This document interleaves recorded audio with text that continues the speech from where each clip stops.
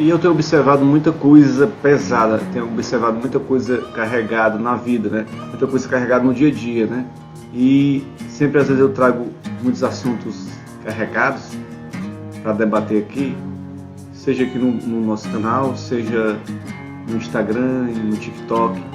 E às vezes não é legal porque é pesado mesmo e a gente vai relaxar um pouquinho, precisa um pouco colocar para fora coisas boas, né?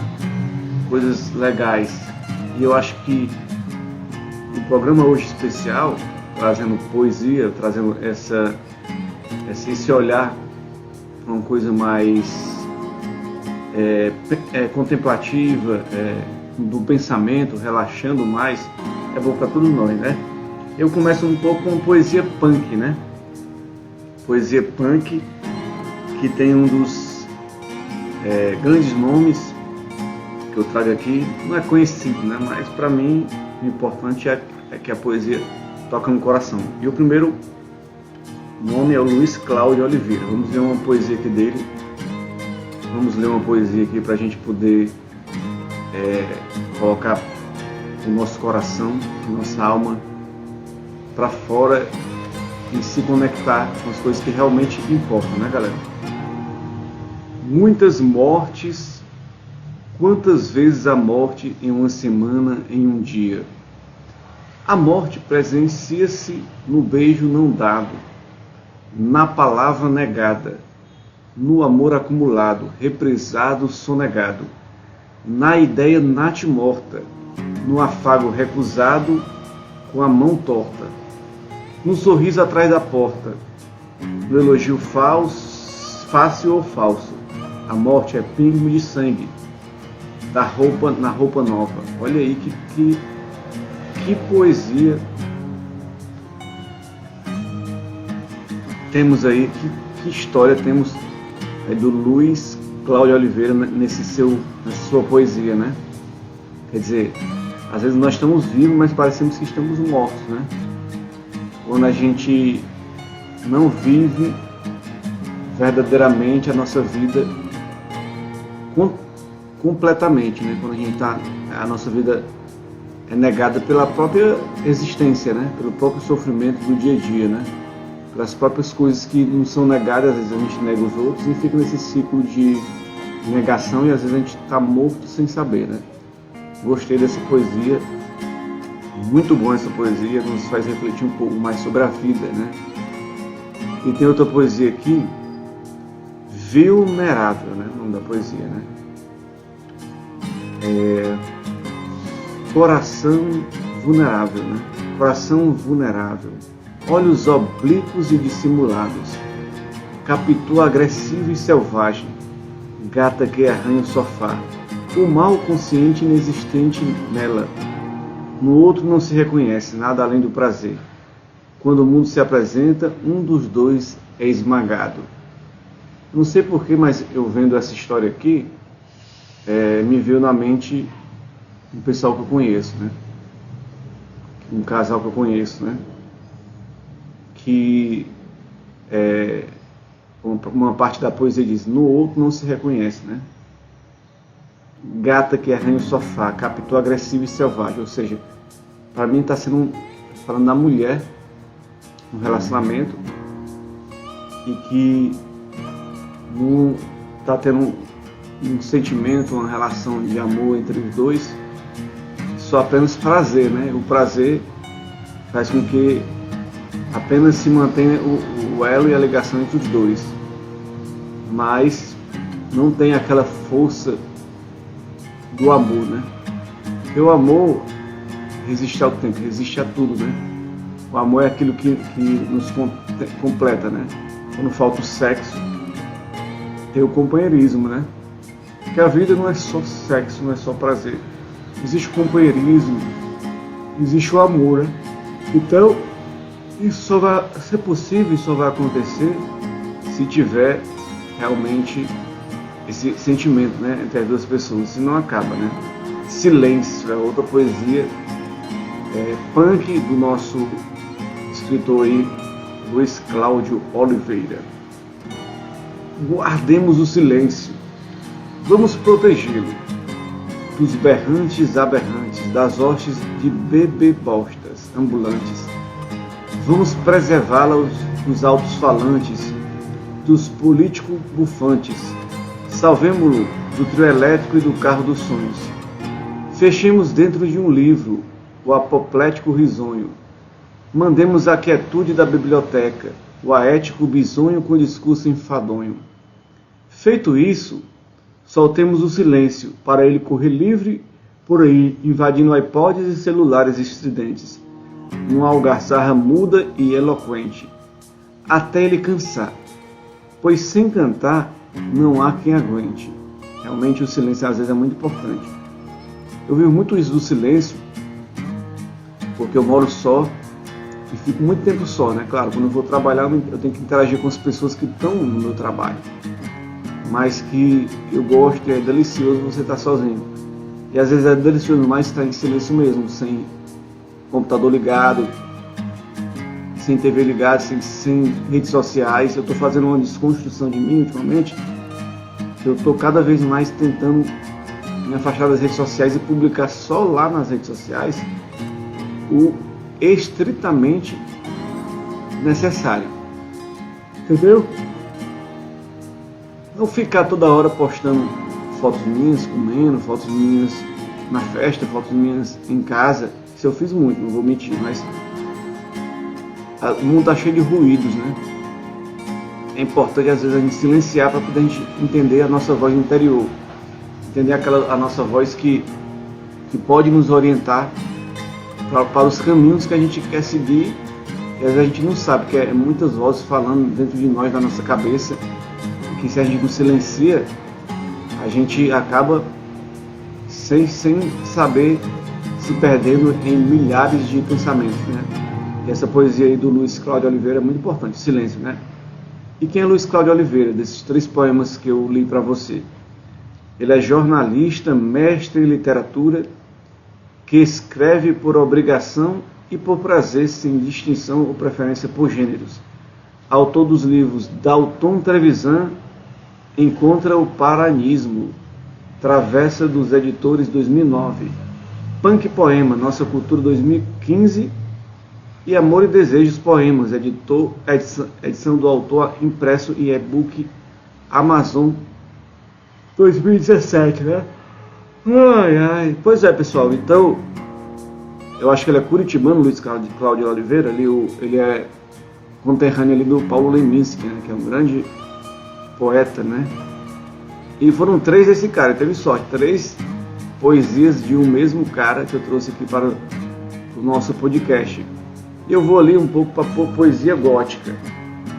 A poesia gótica, eu tenho um conto aí do Edgardo Xavier. O nome da poesia é Paixão, e é o seguinte: paixão é uma cascata de luz no rio cego da noite, um estrondo no ermo da nave gótica, a violência doce de um fim anunciado, o tudo e o nada, do tempo que nos remete sem mapa para a certeza das galáxias. Sentiço uma pedra aos tombos, na calçada umas vezes batida, outras parada. Só nos teus olhos me faço ave, e voo sem destino, a gargalhada.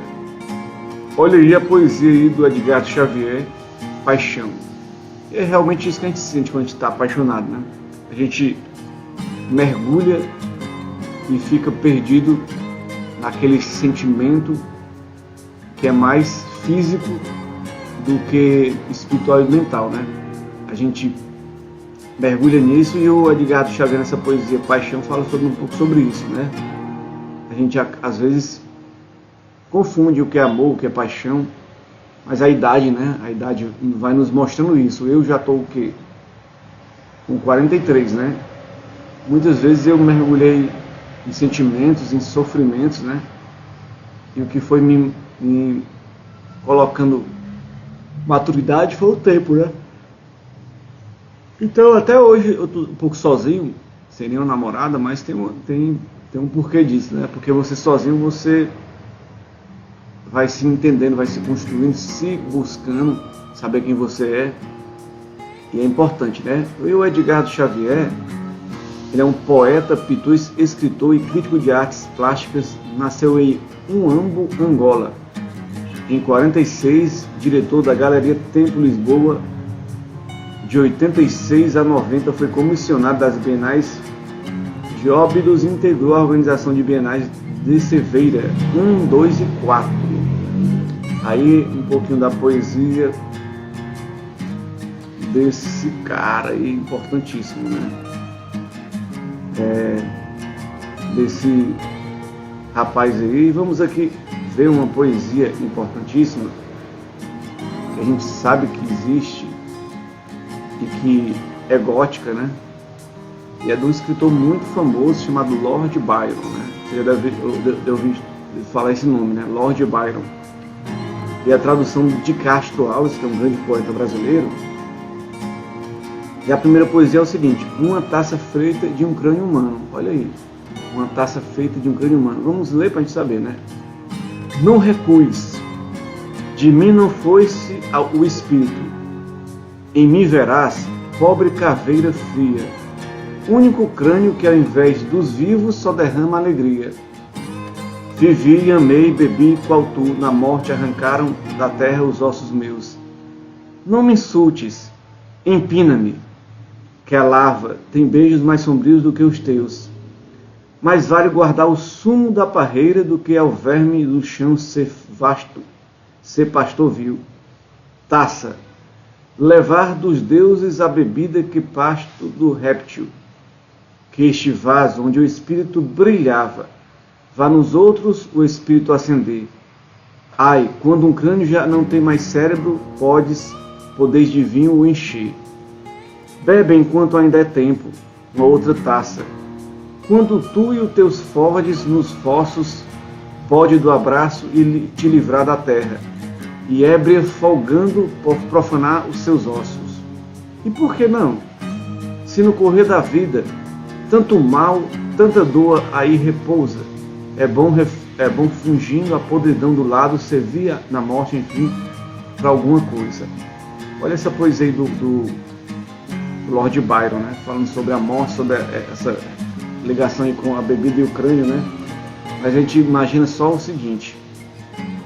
Eu estava até vendo isso no grupo familiar, que eu gosto de postar obituários de pessoas, né? Que morrem, não é obituários, é as notícias das pessoas que morreram, né? E ontem teve uma notícia de uma menina de 29 anos de jogador de vôlei que morreu, né? Câncer no estômago, né? E outra cearense mais idosa, que não sei muito quem é ela, mas eu postei lá. E eu coloquei no grupo e uma irmã minha e minha mãe reclamaram porque só posto a morte, né? E eu coloquei lá. É a morte, toda vez que nós nascemos, nós já se aproximamos da morte. E saber que a morte é real e está próxima, é a gente ter a certeza de que a gente pode viver melhor e aproveitar a nossa vida, né? A gente aproveitando a nossa vida bem, tendo consciência que a morte pode vir a qualquer momento, a gente vai viver com plenitude, né? Então a gente tem que aproveitar isso, né? E essa poesia aí do Lord Byron fala isso, ó. Tanto mal, tanta dor e repousa, é bom fungindo a podridão do lado, servir na morte para alguma coisa. Olha aí, né? E tem esse outro aqui, Trevas, também tradução do Castro Alves. Vamos lá? Eu tive um sonho que não era em todo um sonho. O sol esplêndido extinguira-se e as estrelas vagueavam escuras pelo espaço eterno, sem raios nem roteiro e a enreguelada terra girava cega e negrejante no ar sem lua. Veio e foi-se a manhã, veio e não trouxe o dia. E os homens esqueceram as paixões no horror. Dessa desolação os corações esfriaram, numa prece egoísta que implorava luz. E eles viviam ao redor do fogo e os tronos, os palácios dos reis coroados, as cabanas, as moradas, enfim, do gênero que fosse. Em chamas davam a luz, as cidades consumiam-se, e os homens juntavam-se junto às casas ígneas, para ainda uma vez olhar o rosto um ou outro, felizes enquanto residiam bem à vista. dos vulcões e de sua tocha montanhosa.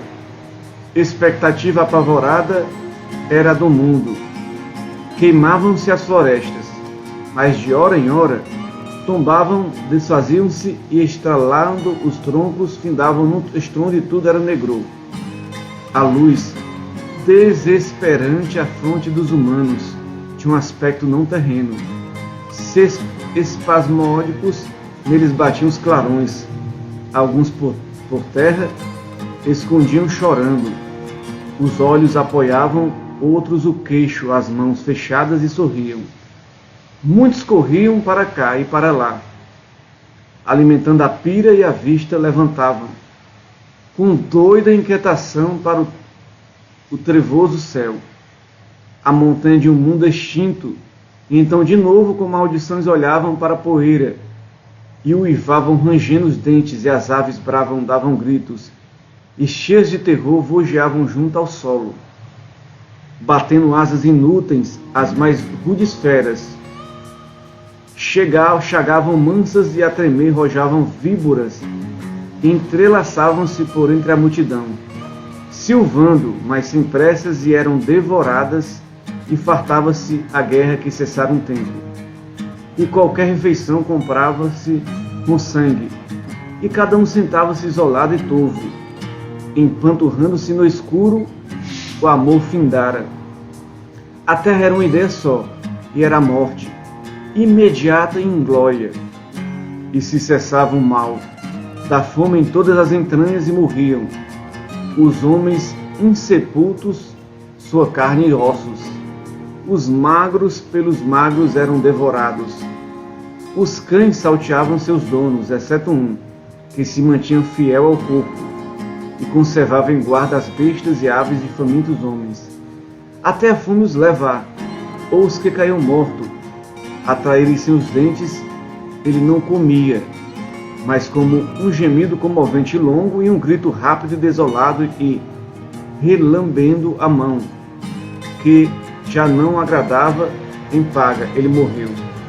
Findou-se a multidão de fome aos poucos, dois inimigos que vieram a encontrar-se, junto às brasas agonizantes de um altar, onde se haviam empilhado coisas santas, para um uso profano, eles a resolveram, e trêmulos rasparam com as mãos esqueléticas as débeis cinzas e com um débil assoprar.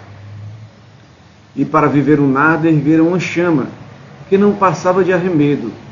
Então alçaram os olhos quando ela se fez mais viva, e o espiaram. O rosto um do outro ao ver, gritaram e morreram. Morreram de sua própria e mútua hediondez, sem um reconhecer o outro, em cuja fronte grafara o nome Diabo. O mundo se esvaziara.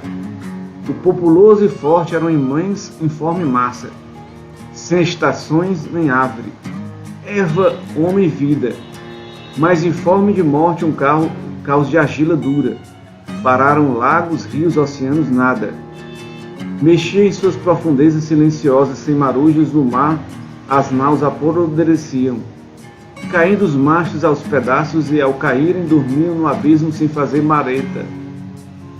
Mortas as ondas e as marés na sepultura, que já findaram sua luz senhoril. Os ventos feneceram no ar.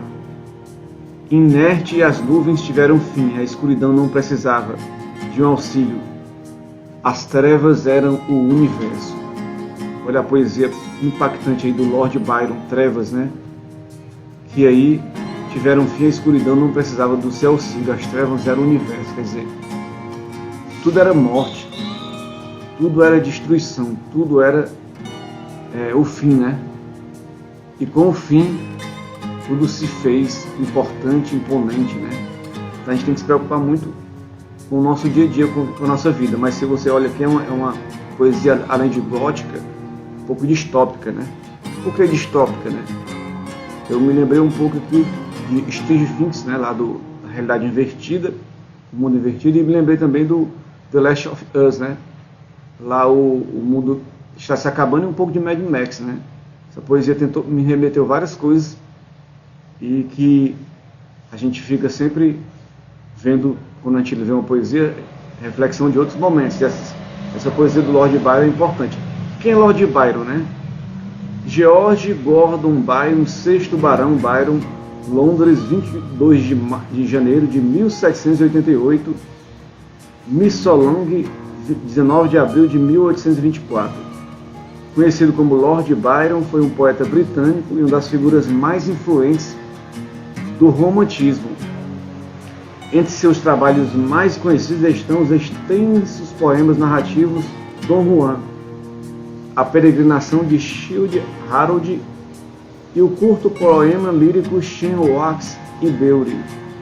Byron é considerado um dos maiores poetas britânicos e permanece vastamente lido e influente. Ele percorreu toda a Europa, especialmente Itália, onde viveu durante 7 anos.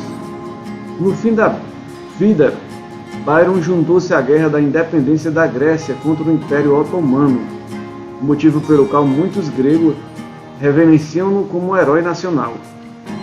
Morreu aos 36 anos de idade de uma febre contraída em Missolonghi, muitas vezes descrito como o mais extravagante e notório dos maiores poetas românticos.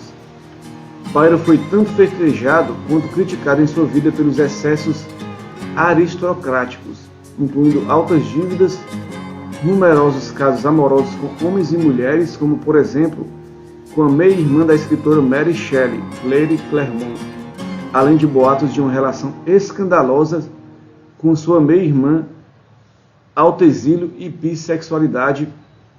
Um pouquinho aí da história de Lord Byron e da sua poesia gótica. A gente passa para a poesia beatnik, né? Uma coisa que eu me identifico muito com a poesia beatnik e com esse autor, Allen Ginsberg, né?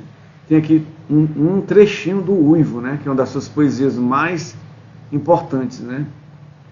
Eu vi as mentes mais brilhantes da minha geração destruída pela loucura, famintas histéricas nuas, arrastarem-se na aurora pelas ruas de negro em busca de uma dose feroz, gingões de angélicas cabeças ardendo pelo velho contato celeste, com um dímano estelar na maquinaria da noite, rede miséria e andranjos e olhos cavos e alucinados se sentavam a fumar na penumbra sobrenatural de quartos de águas frias, flutuando pelos cumes das cidades, contemplando o jazz. Olha aí, eu me lembro um pouco, quando eu leio isso aqui, do Allen Ginsberg, um pouco do Jack Kerouac, né? Porque, ó, flutuando pelo cume das cidades, contemplando o jazz. Eles fizeram aquela viagem na estrada, né? On the road, né? E conhecendo um pouco de tudo. Viajaram de cidade em cidade, conhecendo os pubs, né? As culturas, a musicalidade. E no meio do caminho tinha tudo isso tinha muito jazz e blues, né? Escrito no meu sonho por W.C. Williams. Já que você carrega uma conhecida verdade, mas conhecida como desejo, para que vesti-la de adornos ou torcê-la até ficar sob medida para ser entendida? Escute você mesmo, fale com você mesmo e os outros o farão felizes, aliviados de um fardo, seu próprio pensar e pesar. Aí uma poesia curta, né, do nosso Allen Ginsberg. Agora vamos lá. Porque Deus é amor, Jack. Porque descanso minha cabeça, porque eu choro na sala soterrada, porque meu coração naufraga debaixo do umbigo, porque eu tenho essa graça de pança recheada de suaves suspiros e soluços guardados no peito, um toque de mão me serena, sem desdenhar nenhuma unha uitmaníaca, nem banir profético os cabelos para o inferno eterno, porque vestido de máquina confesso meu desejo inconfessável. Isso é beatnik, isso é poesia visceral, isso é poesia do fundo da essência, da contracultura, contra os padrões estabelecidos, né? Isso é o que nós vemos na literatura beatnik, né? E um dos seus expoentes, né? Ao lado de Burroughs e de Jack Kerouac é ele, Irving Allen Ginsberg, New York, Nova Jersey, 3 de junho de 1926. Manhattan, Nova York, 5 de abril de 97. Ele foi um escritor, poeta estadunidense, filósofo e ativista. Ele é considerado como uma das principais figuras da geração beatnik nos anos 50, junto com Jack Kerouac e Willis Burroughs, da contracultura que se seguiu depois disso. Ficou conhecido pelo seu livro de poesia Uivo e Outros Poemas, de 56, se opôs vigorosamente ao militarismo, ao materialismo econômico e à repressão sexual. Foi conhecido por incorporar vários aspectos de sua contracultura, assim como suas opiniões sobre drogas, hostilidade à burocracia e abertura para religiões orientais. Em seu poema Uivo, de 56, como ele denuncia o que viu como as forças destrutivas do capitalismo e da conformidade nos Estados Unidos, em 56, Uivo foi apreendido pela polícia de São Francisco. Em 57, o poema atraiu grande publicidade quando foi para um inquérito sentenciado por obscenidade, já que descrevia sexo tanto entre héteros como homossexuais. E, no caso, onde as leis da época tornavam atos homossexuais como crime, em todos os Estados Unidos. Uivo refletiu a própria homossexualidade de Ginsberg e suas relações com inúmeros homens, incluindo Peter Olovitz, seu companheiro, até o fim da sua vida. O juiz Clayton Warne pautou que Uivo não era obsceno, indagando se teria algum tipo de liberdade de imprensa ou de expressão, se alguém devesse reduzir seu vocabulário a vazios eufemismos. Ginsberg, foi um budista praticante que estudou religiões orientais extensivamente. Vivia modestamente, comprando suas roupas em brechós e vivendo em apartamentos baratos na West Village, em Nova York. Uma de suas maiores influências foi Shogyan Trungpa, budista tibetano e fundador do Instituto Naropa, em Boulder, Colorado. Com estímulo de Trungpa, Ginsberg e a poeta Anne Waldman começaram no Instituto a Escola de Poéticas Desencarnadas de Jack Kerouac em 74. Ginsberg fez parte por décadas dos protestos não violentos contra tudo a respeito, desde a Guerra do Vietnã até a Guerra das Drogas. Seu poema Setembro, na estrada de Essore, chamando a atenção à situação dos refugiados de Bangladesh, exemplificam o que o crítico literário Helen Wendler descreveu como a incansável persistência de Ginsberg em protestar contra políticas imperialistas e perseguição aos de pouco poder. A sua coleção A Queda da América apareceu no Anual National Book Award na categoria Poesia em 76. Em 79, ele recebeu uma medalha de ouro da National Art Club e foi incluído na Academia Americana de Arte e Letras. Ginsberg concorreu como finalista do Prêmio Pulitzer em 95 por seus livros Saudações Cosmopolitanas, poemas de 86 a 92. Tá aí, poesia beatnik e Allen Ginsberg, um grande poeta que representa a contracultura e os que se contrariam aos padrões pré-estabelecidos, se contrariam ao sistema, né? Se contrariam às regras pré-estabelecidas, né? E é isso que é importante a gente perceber. E poesia existencialista? Para a gente fechar esse nosso podcast de hoje, poesia existencialista tem várias, né? E tem um representante chamado Antero de Quental, né? E tem uma poesia dele aqui chamada Elogio da Morte de Morrer. Essa é iniciado antologia grega. Altas horas da noite o inconsciente sacode-me com força e acordo em susto, como se o esmagasse de repente, assim me para o coração robusto. Não que de larvas me pouve a mente, esse vácuo noturno mudo e augusto. Ou fogesse a razão porque afugente algum remorso com que encaro a custo. Nem fantasmas noturnos visionários, nem desfilar de espectros mortuários, nem dentro de mim terror de Deus ou sorte, nada, o fundo de um poço úmido e morno, um muro de silêncio e treva em torno, e ao longe os passos sepulcrais da morte. Na floresta dos sonhos, dia a dia se interna meu dorido pensamento, nas regiões do vago esquecimento. Me conduz passo a passo a fantasia, atravesso no escuro a névoa fria, do mundo estranho que povoa o vento, e me queixoso incerto sentimento. Só das visões da noite se confia, que místicos desejos me enlouquecem. Do nirvana os abismos aparecem a meus olhos na muda intensidade. Nesta viagem pelo ermo espaço só busco teu encontro e teu abraço, morte, irmã do amor e da verdade. Eu não sei quem tu és, mas não procuro. Tal é minha confiança de vassalo. Basta sentir-te ao pé de mim no escuro, entre as formas da noite com quem falo. Através do silêncio frio e obscuro, teus passos vão seguindo e sem abalo, no cair dos abismos do futuro, me inclina a tua voz para sondá-lo.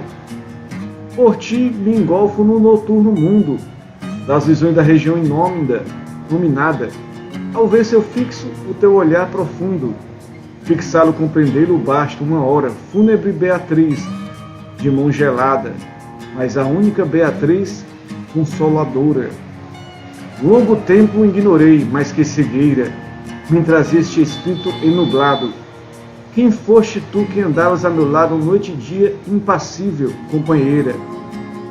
Muitas vezes é certo na canseira, no tédio extremo do viver magoado. Para ti levantei o olhar turbado, invocando-te, amiga derradeira. Mas não te amava, então nem conhecia, meu pensamento inerte nada lia, sob essa muda fronte austera e calma. Luz infinita afinal alumiou-me, filha do mesmo pai, já sei teu nome, morte, irmã coeterna da minha alma. Que nome te darei, austera imagem, que avisto já no ângulo da estrada, quando me desmaiava a alma prostrada, do cansaço e do tédio da viagem. Em teus olhos perturba uma voragem, cobre o rosto e recua apavorada, mas eu confio em ti, sombra velada, e cuido perceber tua linguagem.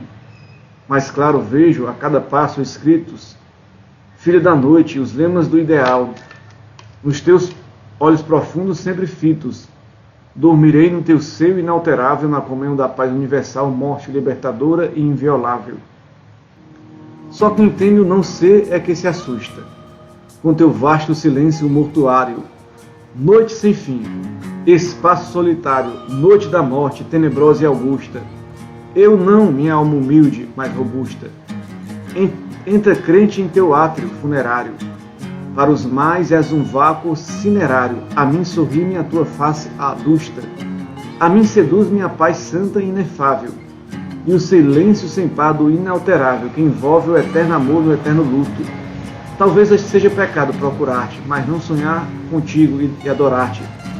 Não sei que és o ser único e absoluto. Mais um tema sobre a morte, sobre a irmã morte, sobre a relação incestuosa, né? Também essa relação com a morte que nos cerca, né? A morte que está sempre sondando a nossa vida e nos pedindo para a gente viver, porque a morte, ela é essa que não nos larga nem um minuto da vida, né? Cada momento que a gente vive, cada manhã que a gente acorda, a gente está se aproximando mais da morte, né? Cada vez mais. É inevitável, não adianta fugir, a gente está se aproximando mais da morte, cada vez mais. E esse escritor, Antero Tarquino de Quental, nasceu em Ponta Delgada em 18 de abril de 1842 e morreu na mesma cidade em 11 de setembro de 1891. Ele foi um escritor poeta português do século XIX, que teve um papel importante no movimento da geração de 70. Nascido na ilha de São Miguel Açores, filho do combatente liberal Fernando de Quental, soldado do Ramalho, do qual mandou tirar a pedra de armas da família.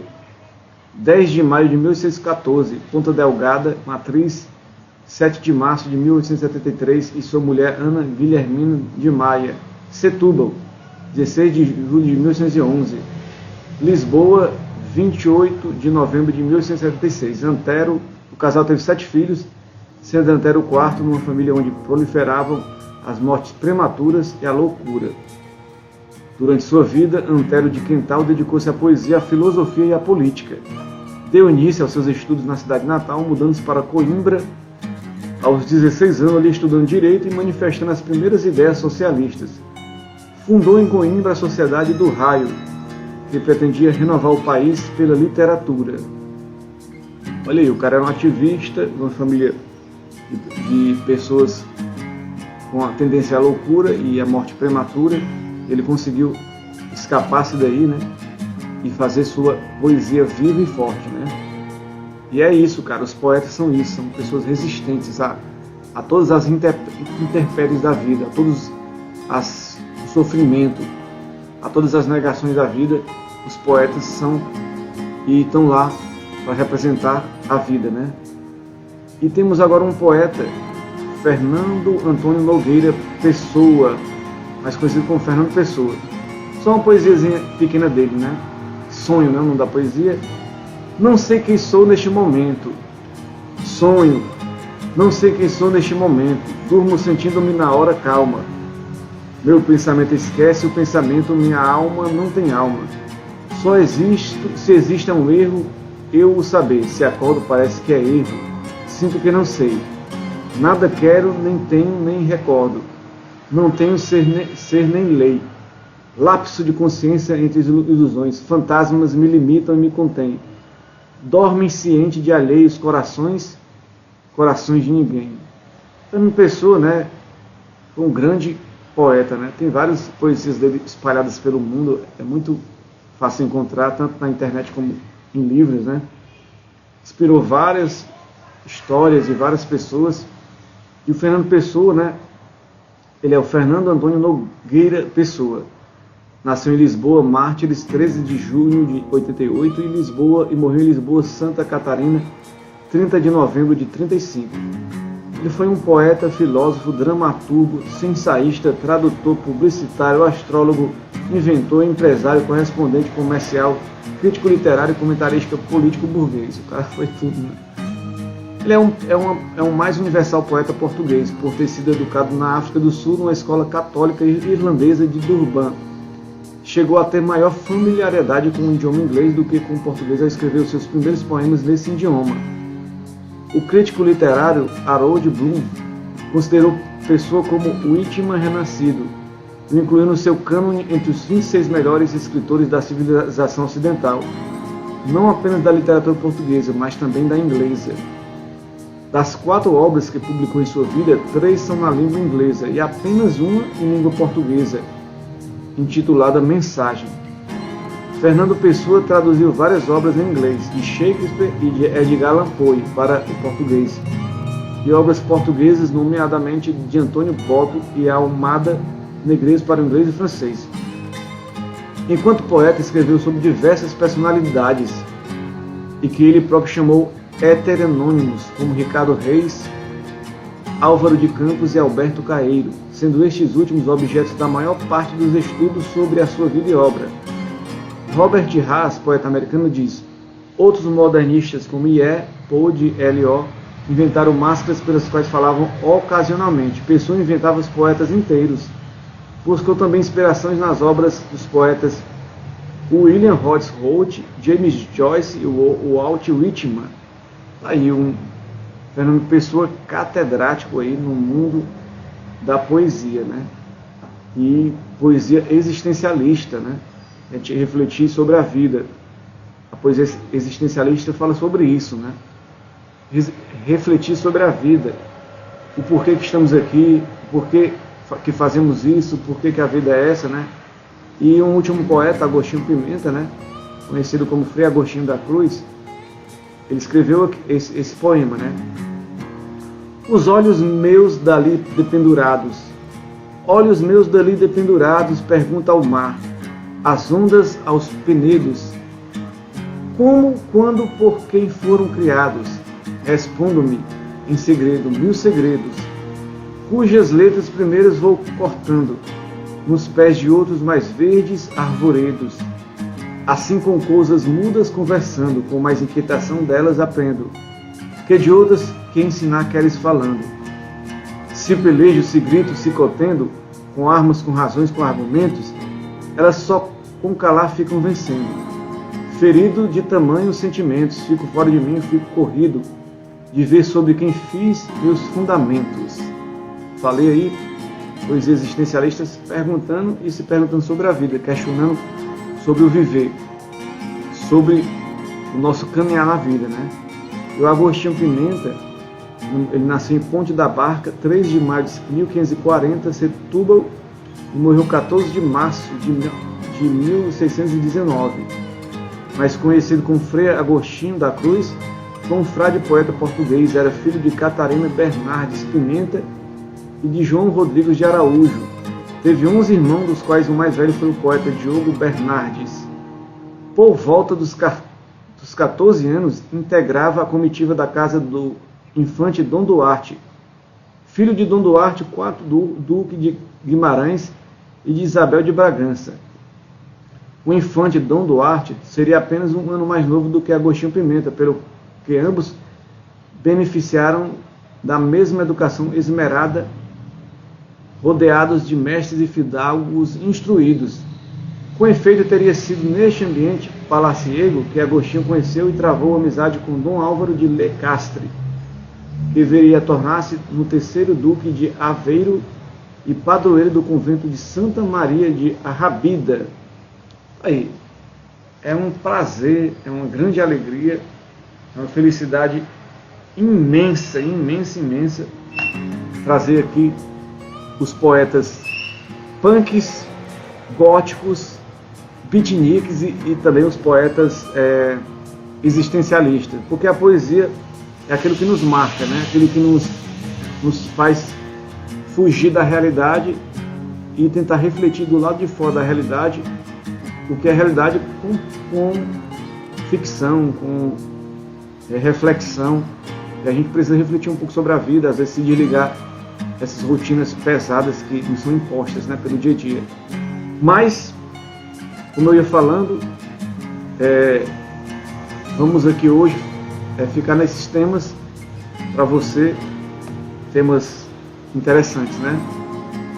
E eu me despeço e até mais.